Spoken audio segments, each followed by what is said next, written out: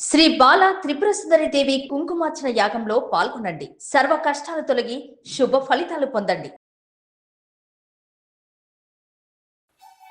నమస్తే, సుమన్ టీవీకి స్వాగతం.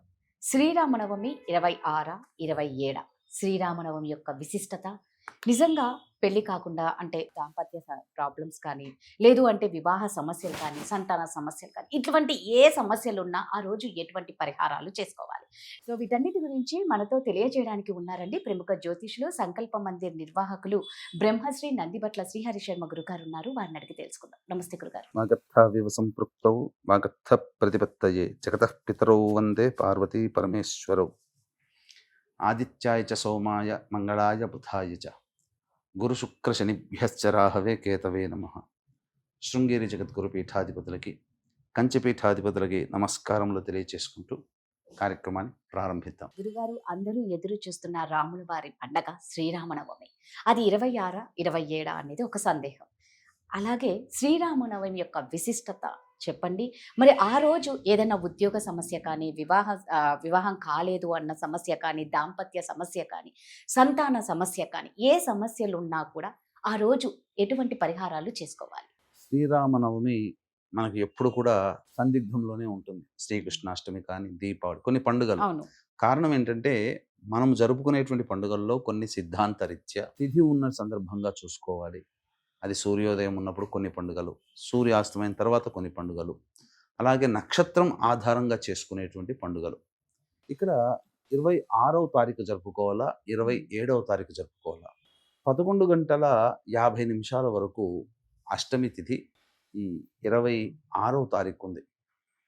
అలాగే ఈ నక్షత్రం అనేటువంటిది ఆరుద్ర నక్షత్రం సాయంత్రం 4 గంటల చిల్లర మొత్తాని వరకు ఉంది. కానీ సూర్యోదయానికి ఉదయం 10 గంటల 8 నిమిషాల వరకు నవమి తిథి, అలాగే పునర్వసు నక్షత్రం మధ్యాహ్నం 3 గంటల వరకు ఉన్నటువంటిది. తిథి ప్రకారము ఆలోచన చేసుకుంటే 26వ తారీఖు రోజున మనం శ్రీరామనవమి అని చెప్పి స్మార్త శ్రీరామనవమి, నక్షత్రాన్ని ఆధారంగా చేసుకుని జరుపుకునేటువంటిది అయితే తిథి సూర్యోదయానికి ఉంటుంది, నక్షత్రం కూడా ఉంటుంది. కాబట్టి 27వ తారీఖు శుక్రవారం రోజు జరుపుకోవడం అనేటువంటిది శాస్త్రీయ పరమైనటువంటి సమ్మతం.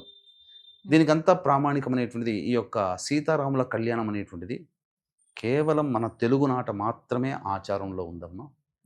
ప్రపంచ వ్యాప్తముగా కానీ, భారతదేశ వ్యాప్తముగా ఈ దక్షిణాది ప్రాంతంలో అయినటువంటి తెలంగాణ, ఆంధ్రప్రదేశ్, కర్ణాటక కొన్ని ప్రాంతాలలో, తమిళనాడు కొన్ని ప్రాంతాలలో కళ్యాణ మహోత్సవం అనేటువంటిది జరుపుతారు. కానీ మిగతా చోట అంతా కూడా వసంతోత్సవము అంటే జన్మ సంబంధించినటువంటి పండుగగా శ్రీరాముల వారి గురించి జరుపుకునేది ప్రపంచవ్యాప్తముగా, భారతదేశ వ్యాప్తముగా.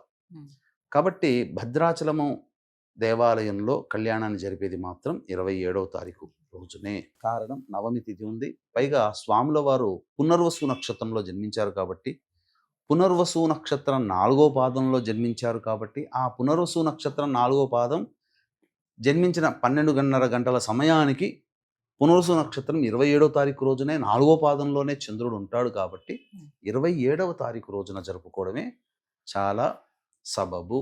శాస్త్ర ప్రకారం కూడా గమనించుకున్నట్లయితే విశిష్టత వసంత నవరాత్రులు మనకు తెలిసినటువంటివి కేవలం దుర్గా నవరాత్రులు, వారాహి, శ్యామ నవరాత్రులు. వసంత నవరాత్రులు అని చెప్పి లలితాదేవికి సంబంధించిన నవరాత్రులు ఈ యొక్క శ్రీరామనవమి సందర్భంగా 9 రోజుల పాటు జరిగేది.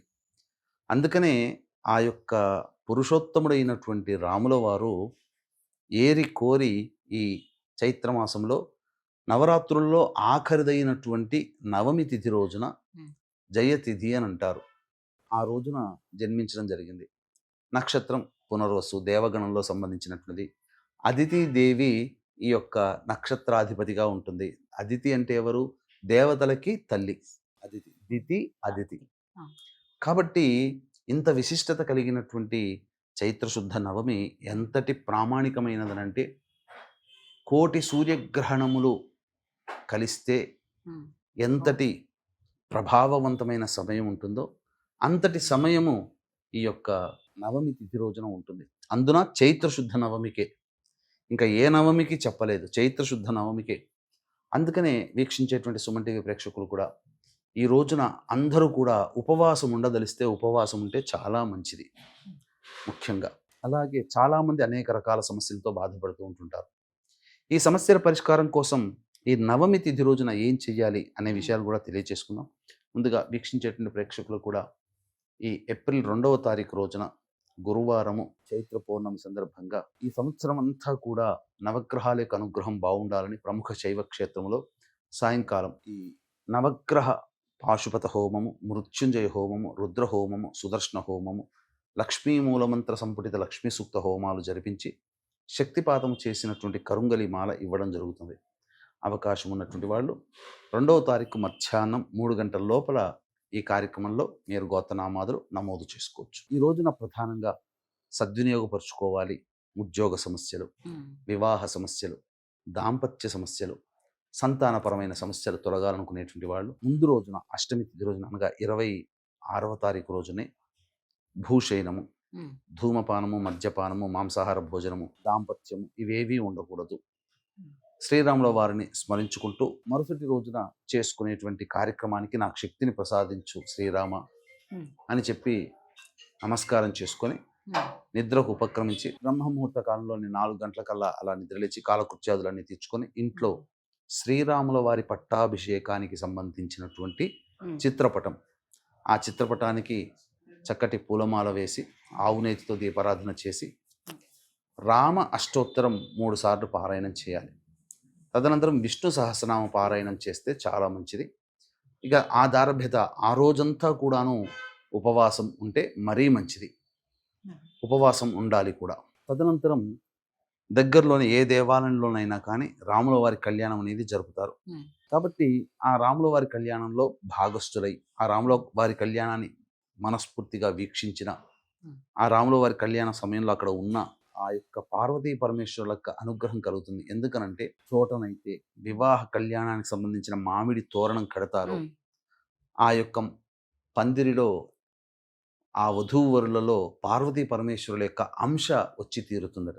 అందుకనే వివాహం కాకముందు ఉన్న ఫేస్లో ఉండే కళ వివాహ మహోత్సవంలో బుగ్గ చుక్క పెట్టుకొని ఆ మంత్రాలలో పచ్చటి పందిళ్ళ మధ్యన ఉన్న వధూవరులను చూస్తే పెళ్లి కళ వచ్చేసేసిందని అంటారు. అంటే ఎందుకది?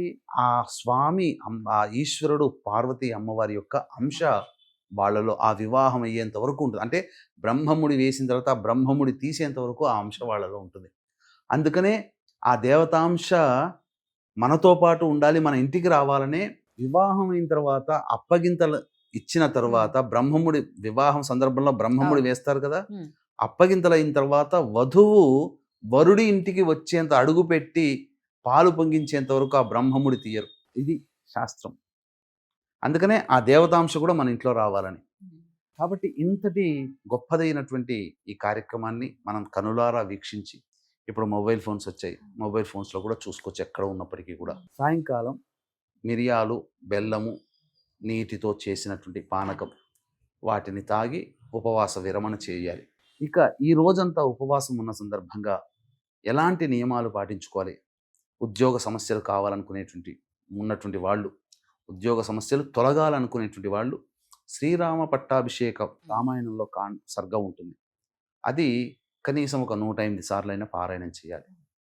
ఇక సుందరాకాండ పారాయణం ఒక 3 మార్లైనా కానీ ఆ రోజు చేస్తే ఎన్ని కష్టాలలో ఉన్న వాళ్ళైనా ఆ కష్టాలన్నీ తొలగిపోతాయి.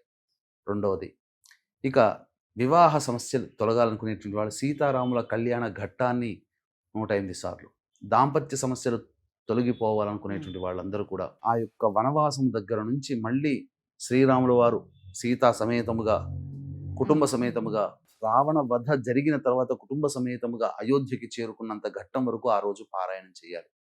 సంతాన సమస్యలు ఎదుర్కొనేటువంటి వాళ్ళు ఆ అయోధ్యకి తిరిగి వస్తారు కదా, సీతారాముడు, లక్ష్మణుడు పరివారంతో. ఆ వచ్చిన దారభ్యత మళ్ళీ సంతానాన్ని కనేంత వరకు, సీతమ్మవారు కనేంత వరకు ఉండేటువంటి ఘట్టాన్ని పారాయణం చేయాలి. సమస్యలు తొలగిపోతాయి. ఇక ఆ రోజు ప్రదోష కాలంలో మళ్ళీ కాలకృత్యాదులు తీర్చుకొని, అనగా కాలకృత్యాదులు అంటే కాళ్ళు, చేతులు, మొహము కడుక్కొని పుక్కిలింట 3 సార్లు నీళ్లు ఉమ్మించేసేసి తదనంతరం మళ్ళీ దీపారాధన చేసి రామాష్టోత్తరం, విష్ణు సహస్రనామ పారాయణం చేసి దగ్గరలోని విష్ణు ఆలయాన్ని సందర్శించుకొని అర్చనాభిషేకాదులు జరిపించుకొని లేదా అర్చన చేయించుకొని ఇంటికి వచ్చి భోజనం చేసి నిద్రకు ఉపక్రమిస్తే చాలమ్మా. సకలమైనటువంటి దోషాలు తొలగి చైత్ర నవమి రోజున ఇదొక్కటి చేసి చూడండి వీక్షించండి ప్రేక్షకులు కూడా.